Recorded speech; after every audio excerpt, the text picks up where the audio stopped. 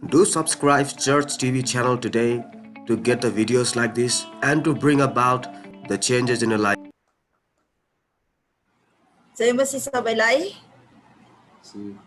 सुन्दै हुनुहुन्छ मलाई नि राम्ररी प्रभुलाई धन्यवाद होस् र विशेष काठमाडौँ प्रेयर टिमलाई म धन्यवाद दिन चाहन्छु यहाँहरूले मलाई यहाँहरूको संगतिमा आएर यसरी प्रभुको वचनबाट केही कुराहरू बातचित गर्ने अनि केही कुराहरू बोल्ने मौका दिनुभयो अनि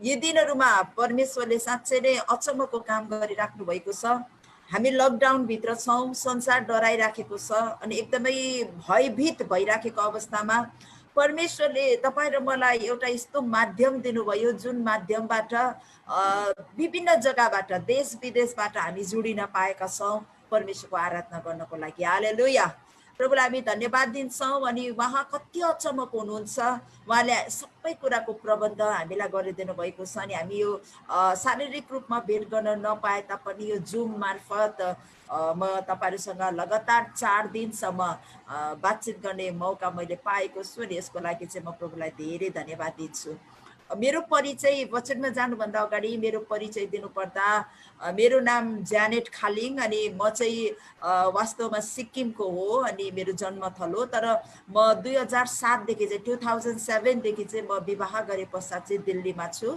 अनि मेरो श्रीमान चाहिँ भुटानबाट हुनुहुन्छ तर उहाँ इन्डियामा आएर धेरै वर्ष अगाडि बसोबास गर्नुभएको अनि हामी यो दिल्लीको इन्डियाको राजधानी दिल्लीमा छौं अनि हामी सेवाकाई गर्छौं अनि हाम्रो दिल्लीमा सेवाकाई छ हरियाणामा हाम्रो सेवाकाई छ अनि यूपीमा यूपीको एउटा अभेक गाउँमा हाम्रो मण्डली छ र हामी ती जग्गाहरुमा हाम्रो सेवाकाई चाहिँ क्रस कल्चर सेवाकाई हो हाम्रो चाहिँ मिक्स्ड ग्रुप हो हाम्रो जो हरियाणामा गुडगाउँमा चर्च छ त्यहाँनिर हाम्रो लगभग 10 वटा स्टेटबाट भाइ बहिनीहरु छन् अनि विभिन्न भाषा बोल्ने हिन्दी इंग्लिश नेपाली अनि हामी खिचडी भाषा मिक्स गरेर सेवाकाई गर्छौं अनि हाम्रो यो प्रकारले हामीले यो दिल्लीमा सेवाकाई गरिराखेका छौं र यसरी जवान भाइहरुलाई काठमाडौँ प्रेयर टिम लाई देख्ने मौका पाए जवान अवस्थामा तपाईहरुले यसरी सेवाकाई गरिराख्नु भएको छ जवान अवस्थामा प्रभुको सेवाकाई गर्ने निर्णय लिनुभयो प्रभुलाई धन्यवाद होस्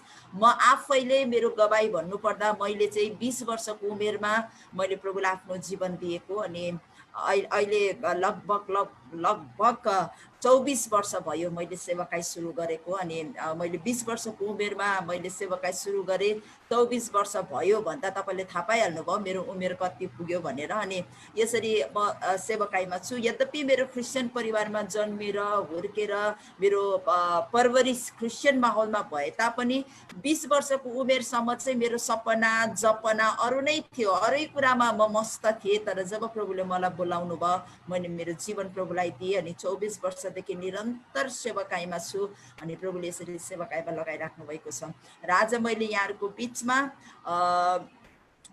मण्डलीमा वास्तवमा मैले यहाँ ल्याउनु पर्ने शिक्षा चाहिँ के रे रेस्पोन्सिबिलिटीज अफ चर्चको बारेमा हो तर यो भन्दा अगाडि मलाई हाम्रो पास्टर जोएल नेपालबाट हुनुहुन्छ उहाँले मलाई एउटा टिचिङको बारेमा बताउनु भएको थियो नि त्यो पनि मैले तयार गरेको छु अनि त्यो चाहिँ गडली लिडरशिप ईश्वरीय नेतृत्वपनको जो चाहिँ मण्डलीको एउटा जिम्मेवारी पनि हो र आजको यी दिनहरुमा मण्डलीले जुन जिम्मेवार वहन गर्नुपर्ने मण्डलीले जुन काम गर्नुपर्ने त्यो काम गर्न सकिराखेको छैन त्यसको कारण चाहिँ के हो भन्दाखेरि हामीले हाम्रो लिडरशिप हाम्रो जो सेवकाई छ नेतृत्वपनमा जो परमेश्वरले हामीलाई बोलाउनु भएको छ त्यो नेतृत्वपन कहिलेकाहीँ नबुझेको जस्तो भइराखेको छ हामी अलमली राखेका छौं अनि यी दिनहरुमा विभिन्न प्रकारको सेवकाईहरु आइराखेको छ नि विभिन्न प्रकारका कुराहरु आइराखेको छ नि धेरै विश्वासीहरु चाहिँ एकदमै अलमल्ल परिराखेको अवस्थामा छ त आज मैले यहाँहरुसँग बातचित गर्ने कुरा चाहिँ हो हाम्रो नेतृत्वपनको बारेमा र म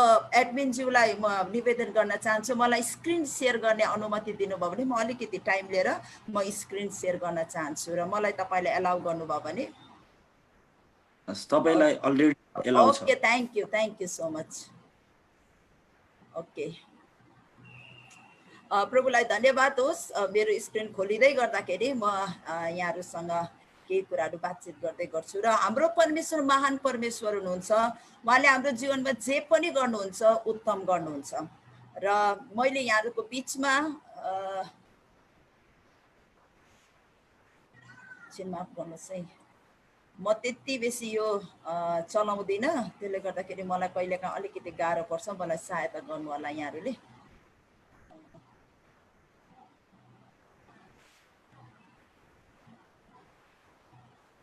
ओके, आयो तपाईँको स्क्रिनमा? हजुर आयो नि? हजुर ओके, प्रभुलाई धन्यवाद होस्। र मैले आज तपाईँहरूसँग बातचित गर्न चाहेको चाहिँ ईश्वरीय नेतृत्वपन वा अगुवापनको बारेमा। अनि यसको लागि मैले खण्ड लिएको छु प्रेरितको किताब 2 अध्यायको 17 देखि 21 सम्म। अनि मेरो सेवकाईमा मैले मोडल मानेको, मेरो रोल मोडल चाहिँ, अहिले हामी धेरैलाई रोल मोडल बनाउँछौँ। सेवकाई उसले गरेको जस्तो गर्नु चाहन्छु, उसले गरेको जस्तो गर्न चाहन्छु, मेरो सेवकाई ऊ जस्तो होस् भनेर गर्छन्। मैले मेरो जीवनमा 24 वर्षदेखि मेरो रोल मोडल जसको सेवकाईलाई म पछ्याउन चाहन्छु, त्यो रोल मोडल चाहिँ पहिलो त येशू ख्रीष्ट हुनुहुन्छ। अनि म येशू ख्रीष्टले जसरी सेवकाई गर्नुभयो त्यही नापमा त म गर्न सक्दिनँ, मलाई थाहा छ, तर त्यो अनुसारले जसरी प्रभुले गर्नुभयो त्यो अनुसारले म गर्न चाहन्छु। अनि दोस्रो चाहिँ मेरो रोल मोडल चाहिँ हो पावल। पावल प्रेरितले जस्तो प्रकारले सेवकाई गरेको छ त्यो मोडललाई म अपनाउन चाहन्छु। र मैले यहाँनिर आज यहाँहरूको बिचमा ईश्वरीय नेतृत्वपन या अगुवापनको बारेमा मैले बोल्न चाहे। हामी वचनलाई पाठ गरौँ अहिलेलाई। प्रेरित 20 अध्याय 17 देखि 21 सम्म यहाँनिर लेखेको हामी पाउँछौँ। तिनले मिलेटसबाट एफेससमा मानिसहरू पठाएर मण्डलीका एल्डरहरूलाई बोलाइ पठाए। जब उनीहरू तिनी कहाँ आए तिनले उनीहरूलाई भने, एसियामा पाइला टेकेको पहिलो दिनदेखि नै मैले समस्त समय कुन किसिमले बिताए सो तपाईँहरू जान्नुहुन्छ। पूर्ण नम्रतामा आँसु बगाउँदै यहुदी षड्यन्त्रको परीक्षामा पनि मैले प्रभुको सेवा गरेँ। तपाईँको लाभ हुने कुरा तपाईँका सामुने घोषणा गर्नदेखि म घर घरमा सबैका सामुने तपाईँहरूलाई शिक्षा दिनदेखि म पछि हटिन। यहुदीहरूलाई र ग्रिकहरूलाई पश्चाताप गरेर परमेश्वरपट्टि फर्कनु र हाम्रा प्रभु येशू ख्रीष्टमाथि विश्वास राख्नु भन्ने कुराको गवाही मैले दिएँ। र यहाँनिर हामी के पाउँछौँ भन्दाखेरि चाहिँ यो खण्ड चाहिँ त्यति बेला यो पावलको बारेमा लेखिएको छ। तपाईँलाई थाहा छ यो प्रेरितको किताब लेख्ने चाहिँ पावल होइन, तर लुकाले लेखेको हो भनेर। अनि लुकाले चाहिँ पावलको सेवकाईलाई एकदमै सुरुदेखि अन्तसम्म एकदमै साथ दिएको छ नि, साथमा रहेको छ नि, उसले लेखेको पत्र हो भनेर हामीलाई थाहा छ। र यहाँनिर हामी के देख्छौँ भन्दाखेरि चाहिँ एफेससको मण्डलीलाई पावलले छोडेर पावल यरुसलेम जानभन्दा अगाडि चाहिँ पावलले त्यहाँको लिडर्सहरूलाई केही कुरा अन्तिमपल्ट सतर्क गराइराखेको अनि सावधानी गराइराखेको अनि जानकारी दिइराखेको हामी पाउँछौँ। अनि यहाँनिर यदि एफेससको मण्डलीको बारेमा र एफेससको मण्डलीको स्थापनाको बारेमा यदि तपाईँ र मैले पढ्नु हो भने त्यो चाहिँ कहाँ लेखेको छ भन्दाखेरि 19 अध्यायमा। अहिले मैले यहाँ 20 अध्याय पढिराखेको छु प्रेरित 19 अध्याय तपाईँले पढ्नुभयो भने त्यहाँनिर एफेससमा कसरी मण्डली स्थापना भयो भन्ने कुरा तपाईँलाई थाहा छ। अनि जब हामी एफेससको पत्रीलाई पढ्छौँ अनि मलाई एउटा कुरामा चाहिँ साह्रै मजा लाग्छ, त्यो चाहिँ के हो भन्दाखेरि एफेससको मण्डली र अहिलेको हाम्रो मण्डलीमा चाहिँ बेसी मिल्दोजुल्दो छ, एकदम सामान्य कुराहरू छ, मिल्दो जुल्दो कुराहरू हामी पाउँछौँ। अनि एफएसएसको मण्डलीको कन्भर्सनलाई हेर्नुभयो भने उनीहरूले प्रभुमा आएको जीवन परिवर्तनका कुराहरू देख्नुभयो भने पनि हामी नेपालीहरूसँग धेरै मिल्दो जुल्दो छ। किनभने एफएसएसको जग्गामा पनि उनीहरू मूर्ति पूजा गर्ने, उनीहरू अन्य जाति मानिसहरू परमेश्वरको भइ नमान्ने अनि यतिसम्म उनीहरूले नजानिएको देवताको पूजा गर्ने आराधना गर्नेहरू थिए। अनि जब सुसमाचार सुने, उनीहरूले सुसमाचार सुनेर प्रभुमा आए, उनीहरूले धेरै आफ्नोमा भएका कुराहरू उनीहरूले त्यागेर उनीहरू प्रभुमा आएको कुरा हामी भेट्छौँ यदि तपाईँले प्रेरित 19 अध्याय पढ्नुभयो भने। र हामीलाई पनि थाहा छ हाम्रो ब्याकग्राउन्ड हामीले हेऱ्यौँ भने, हामी नेपालीहरूको ब्याकग्राउन्ड हामीले हेऱ्यौँ भने हामी पनि त्यही पृष्ठभूमिबाट आएका छौँ। अनि प्रभुलाई म धन्यवाद दिन्छु। अनि मलाई रमाइलो लाग्छ जब म एफएसएसको पत्रलाई पढ्छु। अनि हामीले अगाडि हेऱ्यौँ भने चाहिँ यो पत्र लेखेको छ पावलले। अनि यो पत्र चाहिँ एफएसएसबाट आएका अगुवाहरू पावलले तयार गरेर अनि सिकाएका अगुवाहरू थिए र त्यहाँनिर पावल बसेका थिए। अनि हामी हेर्दै जानेछौँ पावल त्यहाँनिर 1 दिन होइन 2 दिन होइन तर लामो समयसम्म बसेको थियो। थियो अनि त्यहाँ बसेर उसले एउटा अगुवापन एउटा लिडरशिप निर्माण गरेको थियो उसले अगुवाहरू तयार गरेका थिए अनि यी अगुवाहरू साना साना मण्डलीका घरेलु संगतिका अगुवाहरू थिए जसलाई चाहिँ पावलले सिकाएका थिए अनि पावलले अन्तिमपल्ट एफिसस छोड्न भन्दा अगाडि मिलेटसमा एफिससलाई बोलाएर एफिससका लिडर्सहरूलाई बोलाएर यो सल्लाह दिनुको पछाडि कारण चाहिँ के थियो त त्यति बेला किन पावल सरासर यरुशलेम गएन किन चाहिँ उसले लिडर्सहरूलाई बोलाएर काउन्सिलिङ गरेको छ भन्दाखेरि चाहिँ यहाँ हामी देख्छौँ यो कारण चाहिँ के छ भन्दाखेरि प्रेरित 20 अध्याय 28 र 29 लाई पढ्यौँ भने चाहिँ त्यहाँनिर दुईवटा त्यहाँनिर आक्रमण छ मण्डलीलाई अनि ती दुईवटा आक्रमणबाट बचाउनको लागि चाहिँ त्यहाँनिर लेखिएको छ डरलाग्दा बुवासाहरूबाट र झुटा शिक्षकहरूबाट बगाललाई जोगाउनु पर्ने ती लिडर्सहरूले यहाँ यसरी लेखिएको छ तपाईहरू आफ्ना निम्ति र आफ्नो समस्त बगालको निम्ति सावधान रहनुहोस् पवित्र आत्माले तपाईहरूलाई बगालका जिम्मेवार बनाउनु भएको हुनाले उहाँले आफ्नै रगतले किन्नुभएका परमेश्वरको मण्डलीको हेरचाह तपाईहरू गर्नुहोस् किनभने मलाई थाहा छ म गएपछि डरलाग्दा बुवासाहरू तपाईहरूको माझमा पस्नेछन् जसले बगाललाई बाँकी राख्ने छैनन् तपाईहरूकै बीचबाट ध्यानसँग सुन्नु होला तपाईहरूकै बीचबाट भरमराउने कुरा बोल्ने मानिसहरू उठ्नेछन् जसले चेलाहरूलाई पछि लैजानेछ र यहाँ तपाईले हेर्न सक्नुहुन्छ र यहाँनिर तपाईले हेर्दाखेरि के पाउनुहुन्छ भन्दाखेरि चाहिँ यहाँनिर भरमराउने कुराहरू लेखिएको छ है यहाँनिर भन्छ तिमीहरूलाई अब मैले छोडेर गइसके पश्चात म जब जान्छु म गए पश्चात चाहिँ तिमीहरूको मण्डलीमा तिमीहरूको बगालमा चाहिँ बुवासाहरू आउँछन् डरलाग्दा बुवासाहरू आउँछन् अनि त्यति मात्र होइन तिमीहरूकै बीचबाट चाहिँ झुटा शिक्षकहरू खडा हुन्छन् जसले चाहिँ बगाललाई बाँकी राख्ने छैन र जसले चाहिँ चेलाहरूलाई आफ्नो पछि लैजाने छ भनेर अगुवाहरूलाई यो कुरा बताएको छ अनि पावलले यहाँनिर यो खण्डमा हामीले अघि पढेको 20:17 देखि 21 सम्म चाहिँ पावलले उनले कस्तो प्रकारले त्यहाँनिर उनीहरूलाई सेवा पुर्याएको थियो कस्तो प्रकारले उनीहरूलाई सेवा दिएको थियो त्यो कुराको जानकारी दिएको छ मैले तिमीहरूलाई यसो गरे तिमीहरूले यसरी सिक्यौ मैले यति मेहनत गरेर तिमीहरूलाई सिकाएँ अनि जब यो बुवासाहरू आउँछन् यो भरमराउने झुटा शिक्षकहरू तिमीहरूको बीचमा खडा हुन्छ त्यति बेला चाहिँ तिमीहरूले मैले दिएको शिक्षामा चाहिँ तिमीहरू दरिलो रहनु भनेर चाहिँ पावलले यो कुरा भनेको आज तपाईँ र मेरो परिवेश ठिक यस्तै छ आज हाम्रो समस्या पनि यही हो नेपालको भारतको विश्वको समस्या पनि यही हो आज धेरै झुटा शिक्षकहरू खडा भएको छ अनि आज धेरै झुटा शिक्षक खडा भएकोले गर्दा हाम्रो मण्डलीहरू भरमरिएको छ हाम्रा विश्वासीहरू भरमरिएका छन् नेपालमा पनि भरमरिएका छन् अनि इन्डियामा पनि भरमरिएका छन् अनि आज मानिसहरूले हाम्रो वरिपरि यस्ता मानिसहरू छन् जसले चाहिँ ख्रीष्टको देह मण्डलीको निर्माण होइन तर आफ्नो राज्य निर्माण गर्ने प्रयास गरिराखेका छन् विभिन्न कुराहरू आइराखेको छ बाइबलसँग मिल्दो जुल्दो छ अनि झुटा शिक्षा चाहिँ बाहिरबाट आउँदैन अन्य सम्प्रदायबाट आउँदैन झुटा शिक्षा चाहिँ मण्डली भित्रबाट अनि यो बाइबलबाट नै खडा हुन्छ जब बाइबललाई मान्छेले सही ढङ्गमा पढ्दैन बाइबललाई मान्छेले जब सही प्रकारले त्यसको व्याख्या गर्दैन अनि बाइबल भित्रबाट झुटा शिक्षा खडा भएर जान्छ त्यसले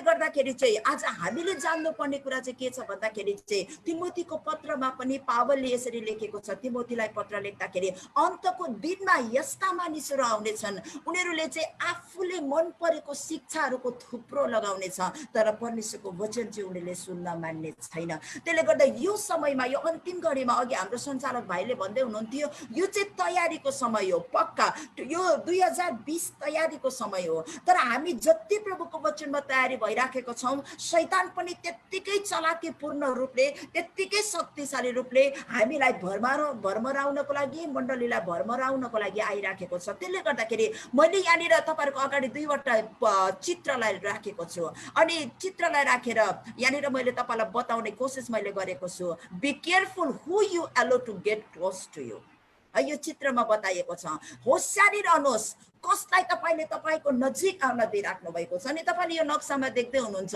बाहिर त भेडा जस्तै देखिन्छ, सुन्दर देखिन्छन्, तर भित्र चाहिँ बुवासा हुन्छ भनेर।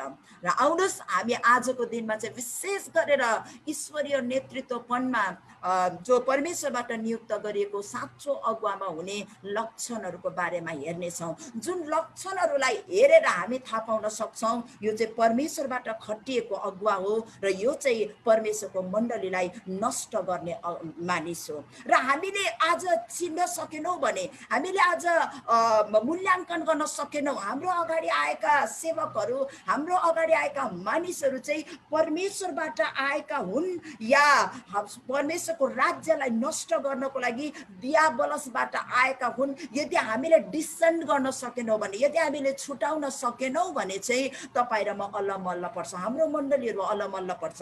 त्यसले गर्दा आज चाहिँ म तपाईँहरूसँग 4वटा लक्षणको बारेमा बातचित गर्न चाहन्छु। 4वटा लक्षण, जुन लक्षण द्वारा हामी चाल पाउन सक्छौँ कि यो व्यक्ति जो अगुवापनमा छ, यो व्यक्ति चाहिँ परमेश्वरबाट बुलाहट पाएको अगुवा हो। हामी आफैलाई मूल्याङ्कन गर्न सक्छौँ कि म सेवकाई गरिराखेको छु, मैले चाहिँ साँच्चै परमेश्वरबाट बुलाहट पाएर सेवकाई गरिराखेको छु। सेवकाई हामी दुई प्रकारले गर्छौँ, एउटा चाहिँ परमेश्वरको बुलाहट पाएर, एउटा चाहिँ मान्छेबाट नक्कल उतारेर। हामी ऊ जस्तो हुन चाहन्छौँ। धेरैजना बिलिग्राम हुन चाहन्छन्, धेरैजना बेनेहन हुन चाहन्छन्, धेरैजना ठुला ठुला मानिसहरू जस्ता हुन चाहन्छन्, धेरैजना साधुजी जस्ता पनि हुन चाहन्छन्। अनि उनीहरूलाई देखेर उनीहरूले गर्दै गरेको सेवकाई, उनीहरूले पाएको इज्जत, उनीहरूले पाएको सम्मानमा हामी प्रलोभनमा पर्छौँ। हामीलाई पनि त्यस्तै गरोस् भन्ने नाउँमा हामी पनि हामफाले पठाउँछौँ सेवकाईमा। वास्तवमा बुलाहट हामीले पाएका हुँदैनौँ। अनि पछाडि गएर तपाईँ र मेरो सेवकाईले मण्डली निर्माणको काम होइन, तर निर्माण मण्डली लथालिङ्ग भइराखेको हुन्छ।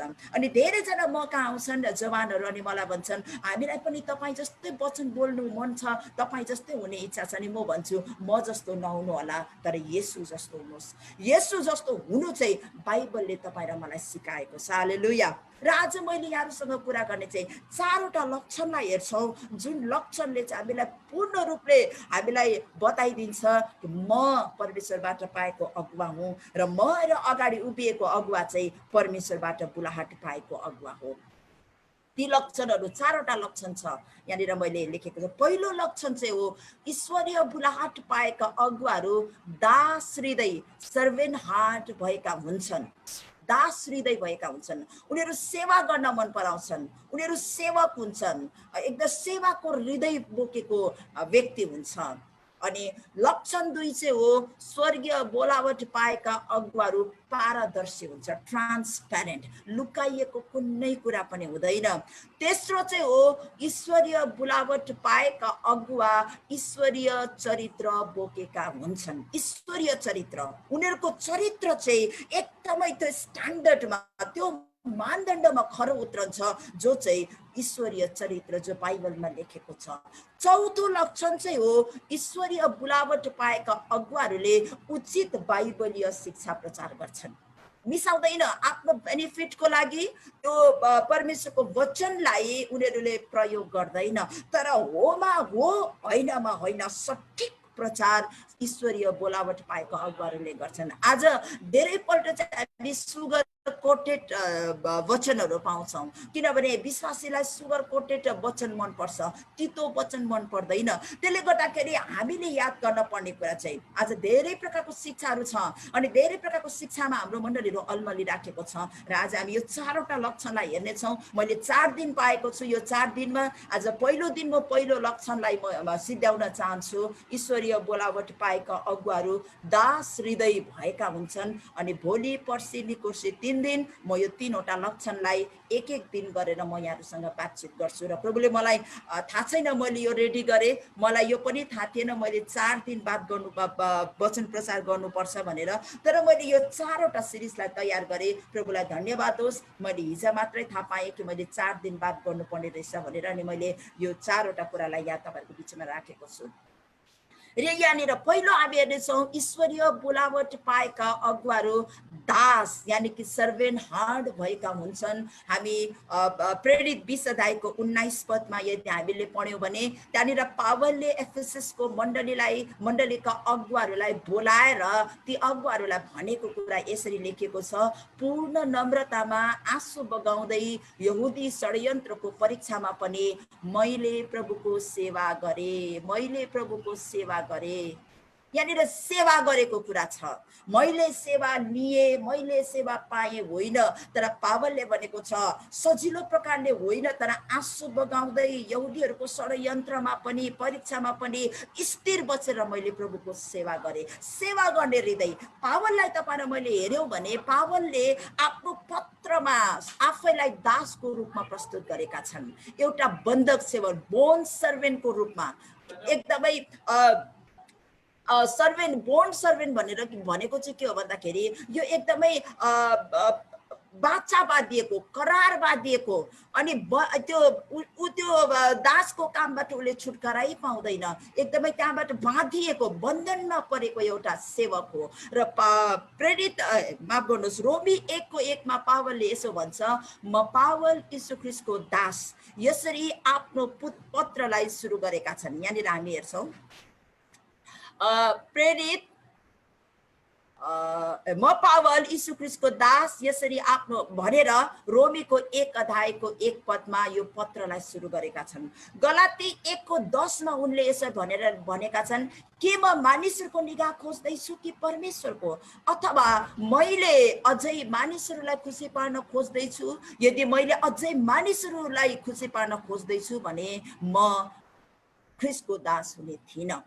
र म कसलाई खुसी पार्न खोज्दैछु, म कसलाई खुसी पार्ने कोसिस गर्दैछु भनेर पावलले यहाँ प्रश्न गरेको छ। मैले कसलाई खुसी पार्दैछु, मान्छेलाई खुसी पार्दैछु या परमेश्वरलाई खुसी पार्दैछु, अथवा म अझै मानिसहरूलाई खुसी पार्न खोज्दैछु? यदि मैले मानिसहरूलाई खुसी पार्न कोसिस गरेको भए म ख्रीष्टको दास हुने थिइनँ। पावललाई यो कुरा स्पष्ट छ, यदि मैले मानिसहरूलाई खुसी पार्न खोजेँ भने, यदि मैले मानिसहरूले इच्छा गरेको जस्तो मैले काम गरेँ भने परमेश्वरको दास म होइन। किनभने परमेश्वरको दासले चाहिँ मान्छेको इच्छा होइन, परमेश्वरको इच्छालाई पुरा गर्छ।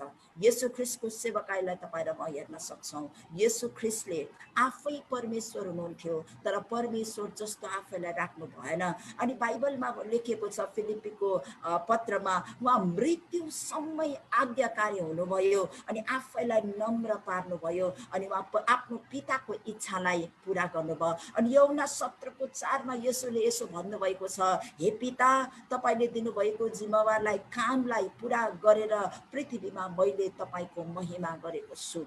र येशू स्वयं परमेश्वर हुनुहुन्थ्यो, तर पनि उहाँ पिताको आज्ञाकारी नम्र भएर दासको रूपमा आफ्नो मिसनलाई पुरा गरेर जानुभयो। उहाँले कहिले पनि अनि सेवा पाउने उहाँले लक्ष्य राख्नु भएन।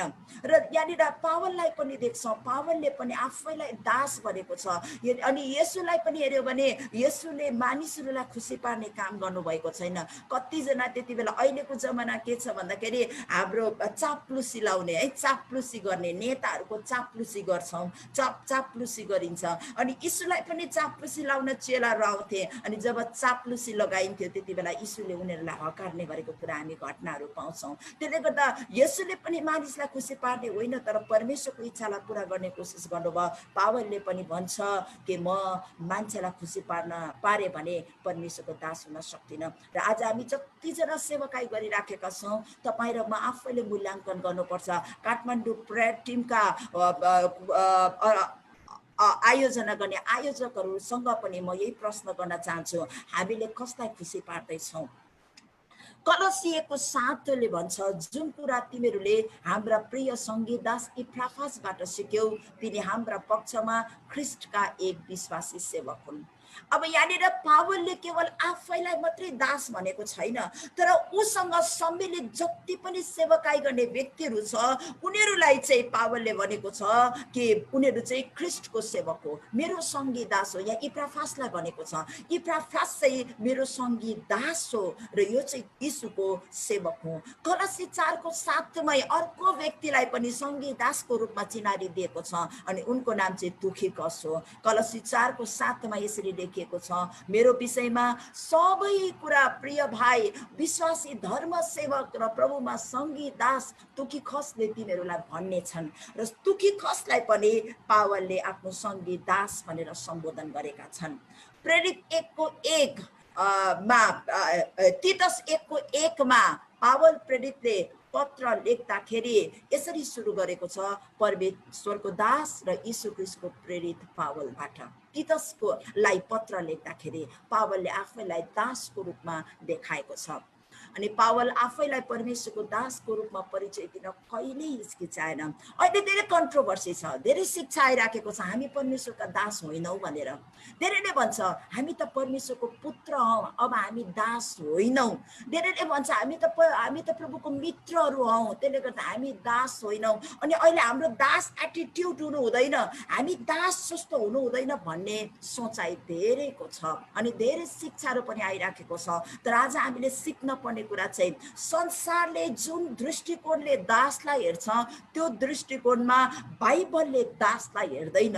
तर दासको अर्थ चाहिँ के हो, बाइबलीय अर्थ चाहिँ के हो भन्दाखेरि चाहिँ जो प्रभु मालिक हुनुहुन्छ, जसले आफ्नो रगतको दाम तिरेर तपाईँ र मलाई किन्नु भएको छ। यहाँनिर हामीले पहिलो कोरिन्थी 6:20मा पढ्यौँ भने यसरी लेखिएको छ, हामी दाम तिरेर किनिएका हौँ, तिमीहरू मोल तिरेर किनिएका हौ, यसकारण तिमीहरूका शरीरमा परमेश्वरको महिमा गर। हामी आफ्नो होइनौँ। दास हुनुको मतलब चाहिँ के हो भन्दाखेरि हामी आफ्नो होइनौँ।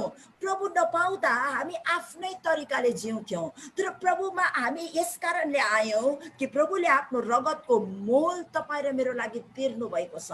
त्यसले गर्दा हामी चाहिँ रगतद्वारा रगतको मोल तिरेर किनिएका ख्रिस्टका दासहरू हौँ। यो चाहिँ कोरिन्थीको पत्रमा पावलले स्पष्ट गरेको छ। त्यही कारणले दास हुनु भनेको चाहिँ आफ्नो इच्छा पुरा नगर्नु, दास हुनु भनेको चाहिँ आफ्नो मनमानी नगर्नु, दास भनेको चाहिँ आफ्नो इच्छामा नकुद्नु, दास हुनु भनेको चाहिँ मलाई जे मन पर्यो त्यही नगर्नु भनेको चाहिँ दास हो। तर हामी दास भएको नाताले हामी जुनै पनि ओहदामा सेवाकाई गर्ने किन नहौँ, हामी मण्डलीको जुनै पनि सदस्य किन नहौँ, तर हामीले एउटा कुरा चाहिँ जान्नुपर्छ, हामी हाम्रो जीवनमा आफ्नो इच्छा होइन तर परमेश्वरको इच्छालाई पुरा गर्छौँ।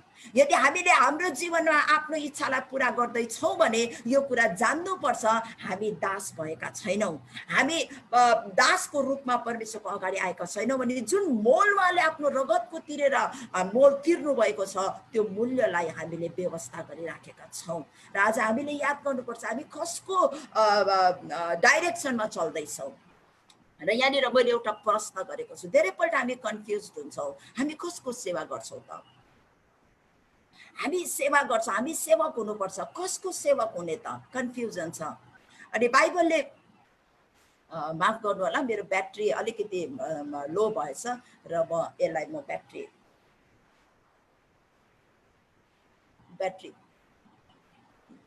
लो, ओके, मेरो कम्प्युटरमा ब्याट्रीको अलिकति लो भएछ र यहाँ सिग्नल आउँदैछ।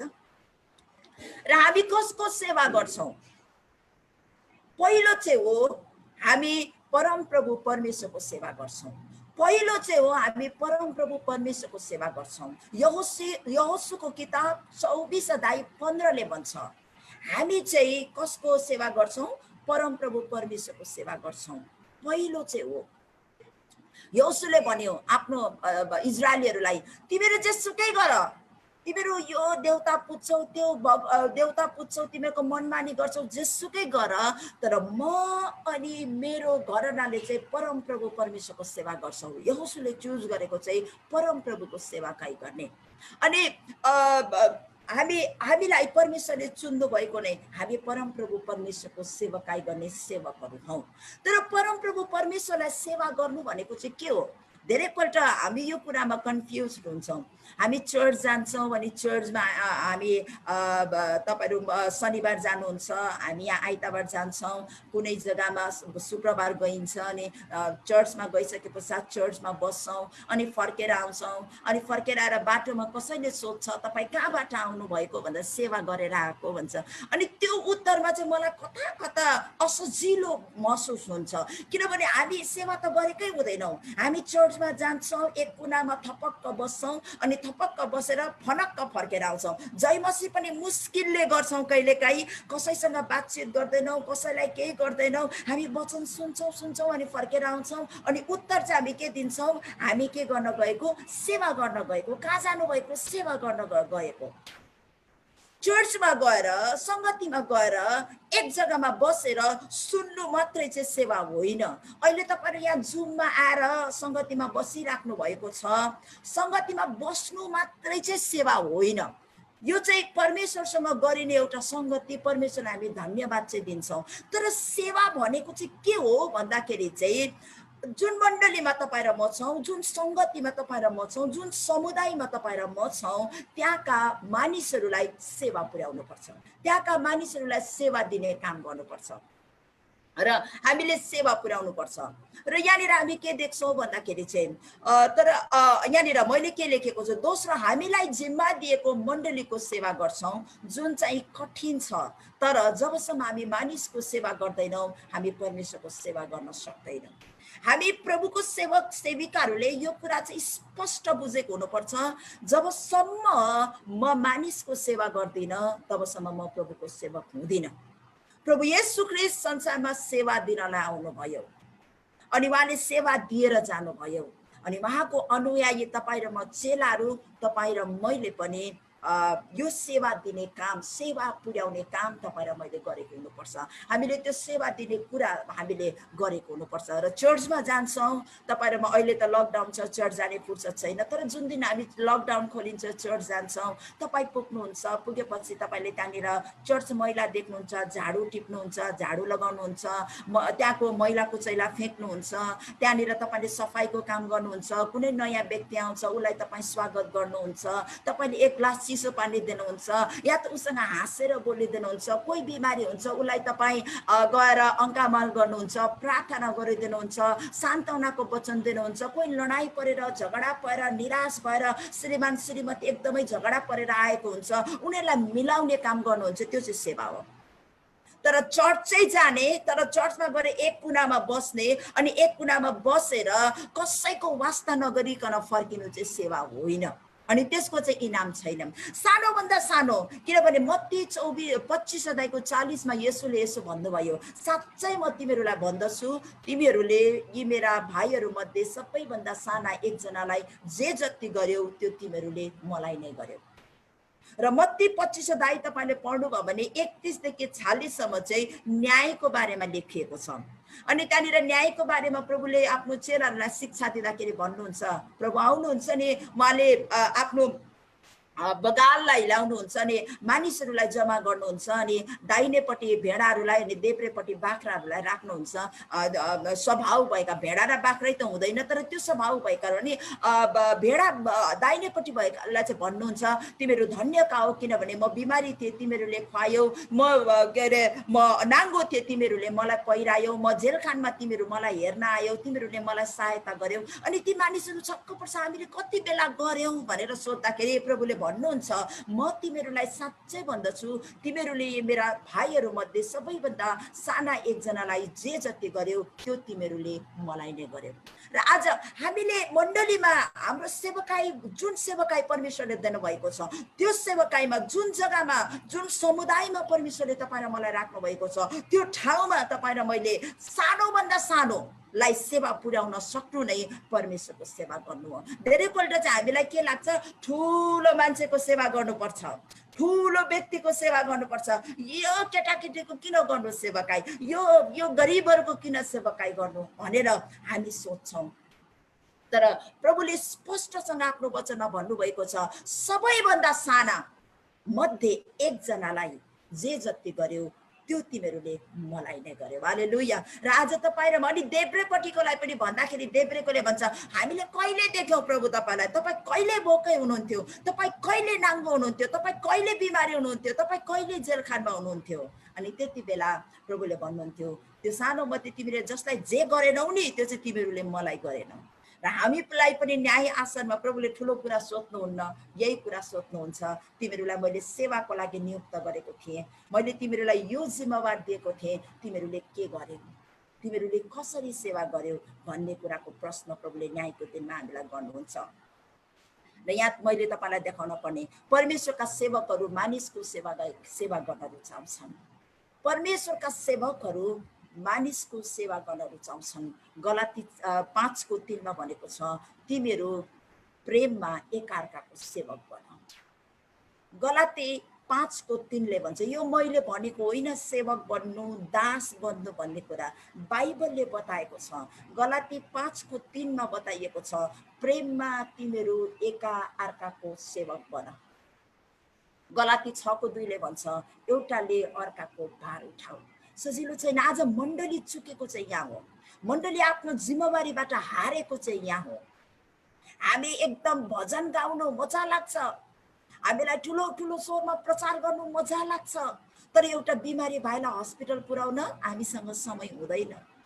कसै भोकै लडिराखेको छ उसलाई मद्दत गर्न हामीलाई समय हुँदैन। आज मण्डली चुकेको चाहिँ यहाँ हो। मैले रेस्पोन्सिबिलिटिज अफ चर्चको बारेमा बोल्नु पर्दाखेरि मैले यसो चाहिँ भन्नुपर्छ, आज संसारमा यदि मण्डलीले आफ्नो जिम्मेवारी उठाएको भए एनजिओजहरू खडा हुनुपर्ने आवश्यकता थिएन। एनजिओले जो काम गरिराखेको छ, जो अर्गनाइजेसनले वास्तवमा त्यो कार्य चाहिँ मण्डलीले गर्नुपर्ने हो। तर आज मण्डली आफ्नो आत्मिकी खोलभित्र हराइराखेको छ, त्यो एउटा आत्मिकीपनको खोलभित्र आफैलाई लुकाइराखेको छ अनि बाहिर आएर सेवाको काम गर्न सकिराखेको छैन प्रियहरू। तर प्रभुले चाहिँ हामीलाई स्पष्टसँग भन्नुभएको छ एउटाले अर्कोको भार उठाऊ भनेर पावलले भन्छन्। यीशुले पनि चेलाहरूको खुट्टा धुने काम गर्नुभएको छ। यहाँ मैले चित्रमा एउटा राखेको छु, मलाई थाहा भएन, मलाई स्लाइड बनाउन आउँदैन, तर मैले बनाएँ कहाँबाट यो एडिटिङ हुँदैछ कसैको स्क्रिनबाट, तर जे भए पनि होस् मैले तपाईँलाई बताउन मात्रै चाहिराखेको छु। यहाँनिर कसैले स्क्रिन चलाइराख्नु भएको छ त्यो स्क्रिन नचलाइदिनु होला।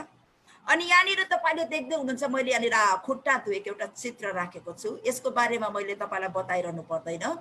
यो चित्रले के बताउँछ भन्दाखेरि यीशुले चेलाहरूको खुट्टा धुने काम गर्नुभयो। यूहन्ना 13 1 देखि 17 हामी पढ्न पाउँछौँ।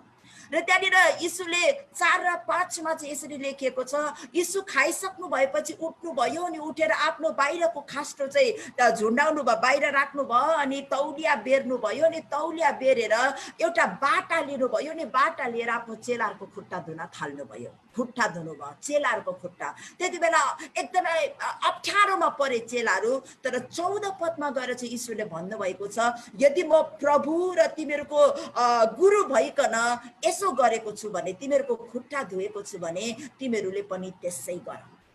प्रभुले 14 पदमा चाहिँ एउटा आज्ञा दिनुभएको छ। बाइबललाई तपाईँले यूहन्ना 13 तपाईँले राम्रो पढ्नुहोस्, 1 पददेखि 17 पदसम्म। अनि 14 पदमा चाहिँ तपाईँले त्यो पाउनुहुन्छ। यीशुले भन्नुभयो त्यहाँ के भन्नुभएको छ भन्दाखेरि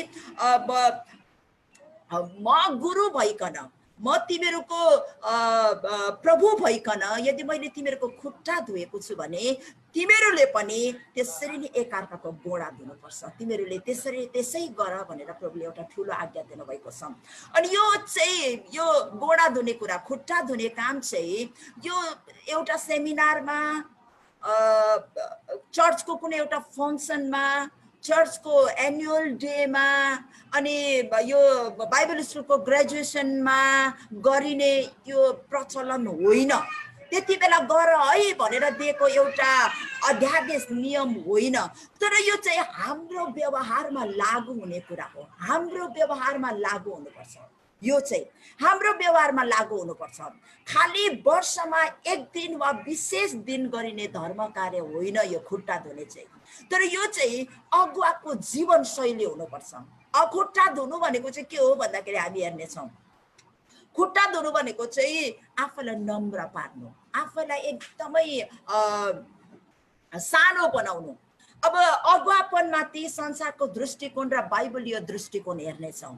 अगुवापनमाथि संसारको दृष्टिकोण अर्कै छ अनि अगुवापनमाथि बाइबलको दृष्टिकोण अलग छ। संसारले भन्छ जसको शक्ति उसैको भक्ति। संसारको यो चाहिँ अगुवापनको तरिका हो। उनीहरूले चाहिँ यहाँनिर मर्कुस 14 को 42 देखि 45 सम्म पढ्नुभयो भने के लेख्छ, उनीहरूले चाहिँ अख्तियार चलाउँछ, अधिकार चलाउँछ।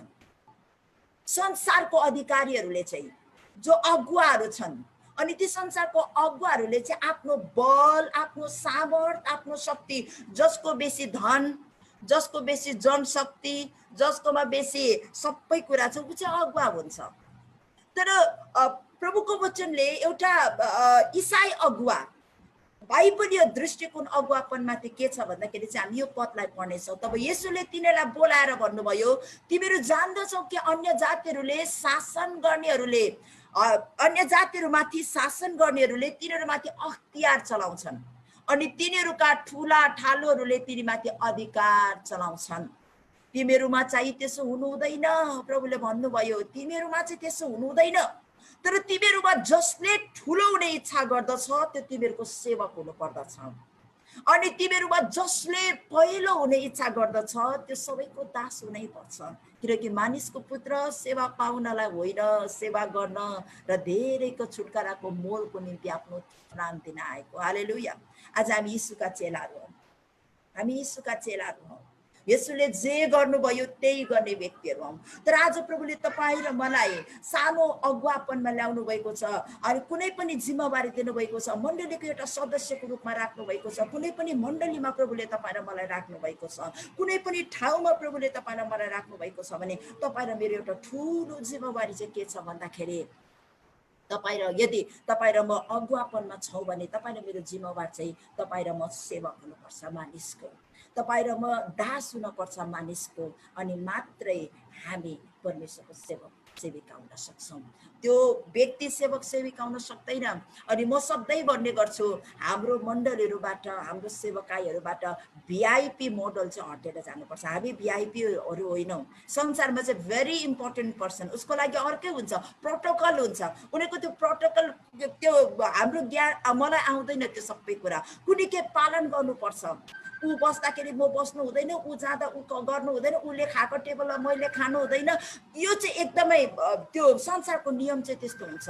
तर हामी प्रभुमा जो छौँ हामी सबै एकै हो। हामी अगुवाहरूले चाहिँ अरूलाई अगाडि लगाएर पछाडि बस्ने व्यक्ति चाहिँ तपाईँ र म हौँ। अनि अलिकति अगाडि हेर्छौँ, यहाँनिर मैले एउटा चित्र देखाएको छु तपाईँहरूकोमा, संसारिक अगुवापनको बारेमा र बाइबलीय अगुवापनको बारेमा।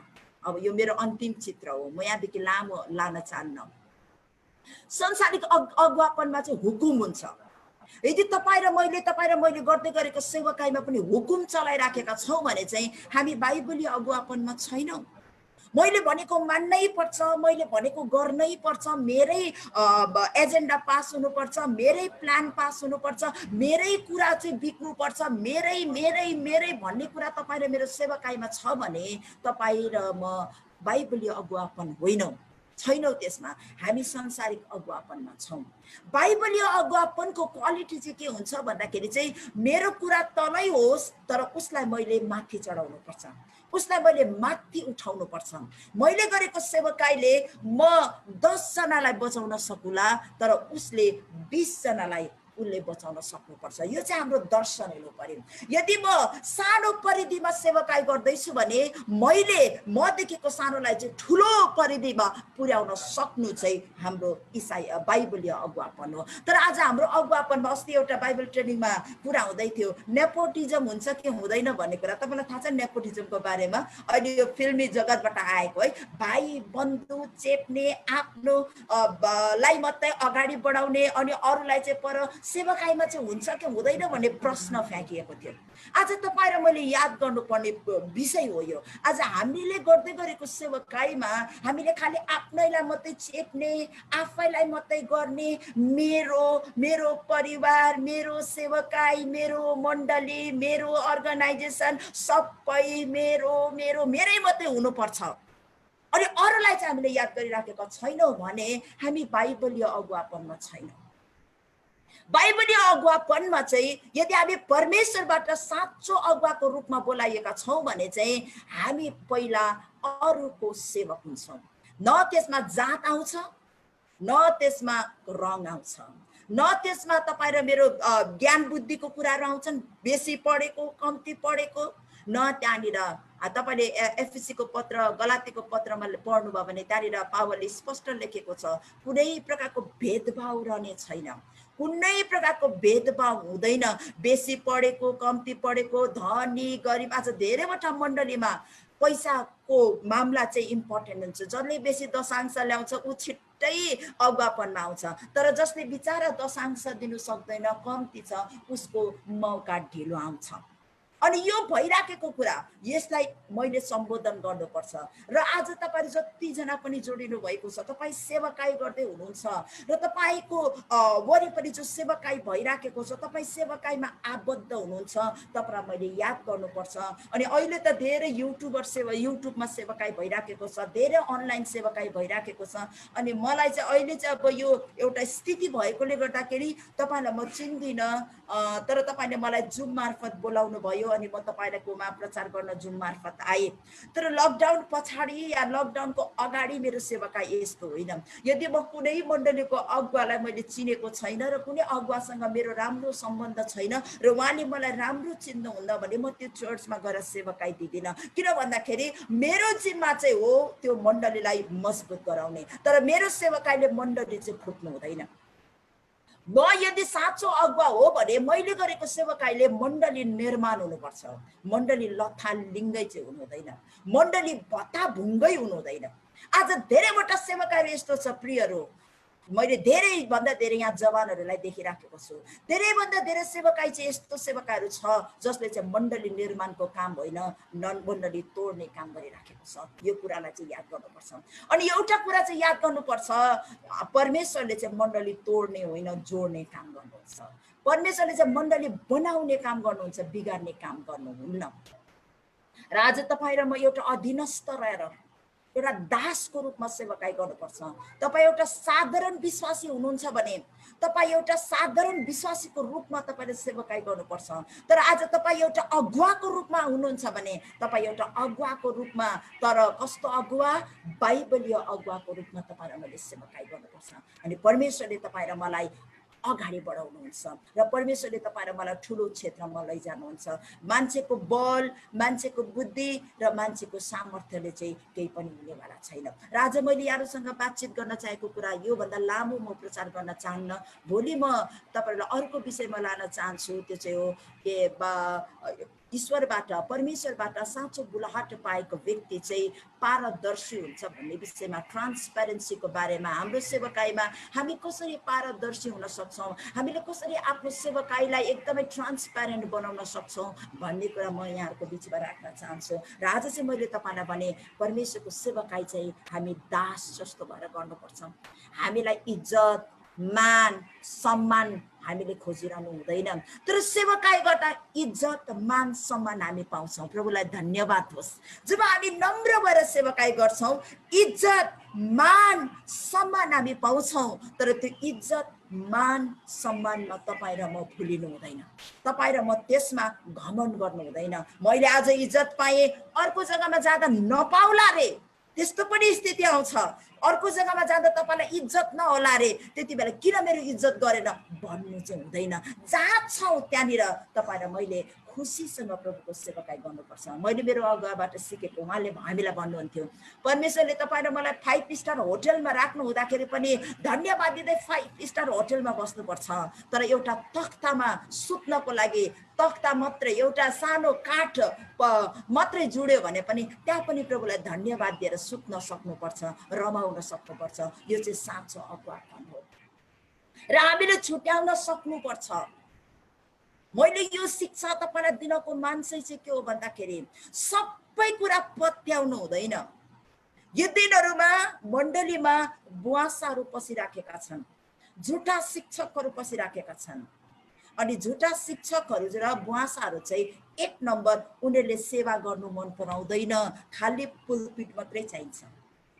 यदि पुलपिट मात्रै खोज्दै गर्ने सेवाकाई गर्ने व्यक्ति आयो भने बी केयरफुल, तपाईँ र म होसियार हुनुपर्छ। खाली ताली र ठुल्ठुलो कुराहरू मात्रै खोज्दै आउने सेवकहरू अहिले त आउँछ नि, सेवाकाई भन्नु बित्तिकै यतिजना भेला गरिदेऊ, मलाई यति जनसङ्ख्या चाहिन्छ, मलाई यस्तो स्टेज चाहिन्छ, मलाई यत्रो समूह चाहिन्छ। Be careful. म चाहिँ तपाईँहरूलाई भन्न चाहन्छु होसियार हुनुहोस्, किनभने प्रभुले कहिले पनि जनसङ्ख्या खोजी गर्नु भएन। 5,000 हुँदाखेरि पनि उहाँ खुसी नै हुनुभयो, रोटी खुवाउनु भयो, छोडेर गए गनगनाउनु भएन, किन गइस् भनेर भन्नु भएन। तर उहाँ एक्लै पनि परमेश्वरसँग रहनुभयो, आफ्नो चेलाहरूलाई शिक्षा दिनुभयो। अनि तपाईँलाई थाहा छ येशू ख्रीष्टले 12 जनालाई हुर्काउनु भयो, भिडको पछि लाग्नु भएन। आज धेरै भिडको पछि लाग्ने अगुवाहरू छन्, धेरै सेवक सेविकाहरू निक्ली आएका छन्। तपाईँ र म होसियार हुनुपर्छ। र यी दिनहरूमा चाहिँ मैले मण्डलीहरूलाई सतर्क गराउँदै आएको कुरा चाहिँ यो हो कि बाइबलसँग तपाईँ र मेरो सेवकाई तालमेल खानुपर्छ। हामीले गरेको सेवकाई चाहिँ बाइबलीय सेवकाई हुनुपर्छ। बाइबलदेखि बाहिर तपाईँ र म कुद्नु हुँदैन।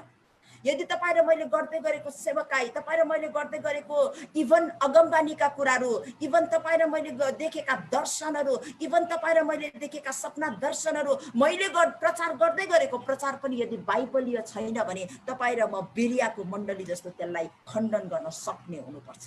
जे पायो त्यही खानु हुँदैन प्रियहरू, जे पायो त्यही अपनाउनु हुँदैन। त्यसले तपाईँ र मेरो शरीरलाई रोगग्रस्त बनाउँछ अनि परमेश्वरको राज्यमा जाने योग्यको तपाईँ र म ठहरिँदैनौँ। तपाईँ र मलाई परमेश्वरले त्यो सामर्थ्य दिनुभएको छ, मूल्याङ्कन गर्ने शक्ति दिनुभएको छ। हामी मूल्याङ्कन गरौँ अनि प्रभुमा हामी अगाडि बढौँ। परमेश्वरले यहाँहरू सबैलाई आशीर्वाद दिउन्। र मैले मेरो स्क्रिनलाई स्टप गरेँ, तपाईँहरूको बिचमा म आएँ र प्रभुले तपाईँलाई धेरै आशीर्वाद दिउन्। र म विशेष गरेर काठमाडौँ प्रेयर झुन्डालाई म धन्यवाद दिन चाहन्छु। यहाँहरूले मलाई यो सुन्दर मौका दिनुभयो प्रभुको वचनबाट सेयर गर्नको लागि। आशा गर्छु तपाईँहरू आशिषित हुनुभएको छ र प्रभुले तपाईँको जीवनमा आशिष दिउन्। प्रार्थना गरिदिनुहोस्। भोलि दिनभरि मेरो 4वटा सेवकाई छ। भोलि मेरो बिहान 4:30 बजीदेखि, बिहानको 4:30 बजीदेखि सेवकाई सुरु छ अनि बेलुकी 9 बजीसम्म छ। 4वटा सेवकाई छ। मलाई तपाईँहरूको प्रार्थना जरुरी छ। तपाईँहरू काठमाडौँ प्रेयर टिमलाई आज मैले मेरो प्रेयर कभरिङमा पाएको छु अनि आशा गर्छु यहाँहरूले मलाई निरन्तर प्रार्थना गरिदिनु हुनेछ र प्रभुले यहाँहरू धेरैलाई सबैलाई आशीर्वाद दिउँ। Thank you so much. भोलि फेरि 5 बजे हामी भेट्नेछौँ अनि यसरी नै सङ्गति गर्नेछौँ।